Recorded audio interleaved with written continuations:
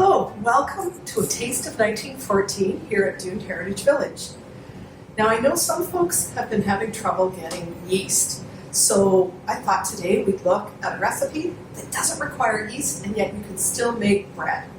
We're going to make brown bread from the new Galt Cookbook from 1898. So it's a local recipe and was contributed by Miss Marion Ty of Hayesville over in Wilmot Township. Now the first ingredient that we're going to need is sour milk, but we also need molasses, sugar, baking soda, and brown flour. And I'm going to talk a little bit more about that, but let's start off with our sour milk. 100 years ago, milk would naturally sour. It wasn't pasteurized and that would happen. And people liked recipes that they could use it up. Today, if we let our milk go sour, it's actually not very good at all. So to sour milk, you add a teaspoon of vinegar for every cup of milk. This recipe calls for 2 cups of sour milk. So I'm going to add 2 teaspoons of vinegar. I've got white vinegar. You can use whatever vinegar you've got. It's going to change the color a little bit, but that's okay. And I'm just going to stir that around a little. And then pour it in here. Now what that does is it's going to react with the baking soda that we add a little later. So 2 cups of sour milk. And now I'm going to add half a cup of molasses. You'll notice that I'm just using the equipment that we would have in a cupboard anyway, not specialized measuring equipment. Just be consistent with your cup size. And I'm just going to stir that around nicely. Just makes the next steps a little easier. Now the recipe calls for 1 to 2 tablespoons of sugar. This is going to be up to you as to how sweet you like it. I'm just going to add a tablespoon of sugar because I find it's a little bit sweet if I add 2. And we need a teaspoon of baking soda. And I have that measured out here already. So a teaspoon of baking soda. And that means this is going to start to react. So now I need to move fast. I'm going to add some salt. It just says a pinch of salt. So you just pinch it between your fingers and pop it in. And the final ingredient after we get to the flour is a piece of butter. Well, what is a piece of butter going to be? Usually I think of it as about a tablespoon.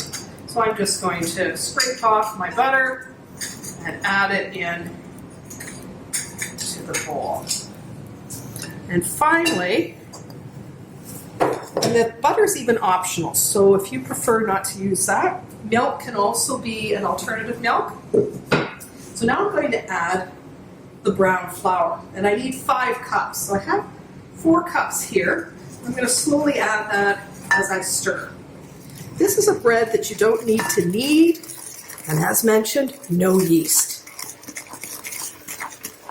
You do kind of have to like molasses for this one because it certainly will have a taste of molasses.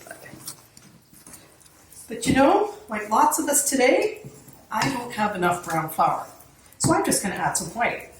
You can even make this with white flour, and you could try it with an alternative flour too, depending on what you have available. I have almost what I need, but I do need a little bit more. And I'm going to get in there with my hands to just make sure it's nicely mixed. So now it's going to go into a greased loaf pan, and we'll bake it at about 350. So now it's time to put our loaf into the oven.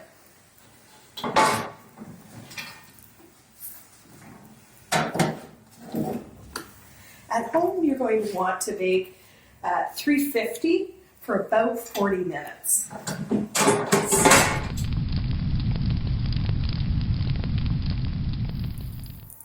So now it's time to take our loaf out of the oven. Let's see how it's doing. Oh, yes. So we've got the loaf out of the oven, and I've set it to cool for a bit. And now I think it's time for a taste. take it off and cut a piece.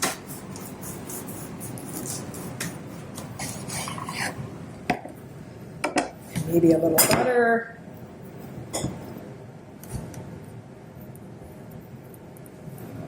Yes. And bread like this is always nice with jam. I have some strawberry rhubarb jam to go on it. I hope you try the recipe and that you'll be able to come and see us here at Doon Heritage Village when we reopen. Thanks for watching.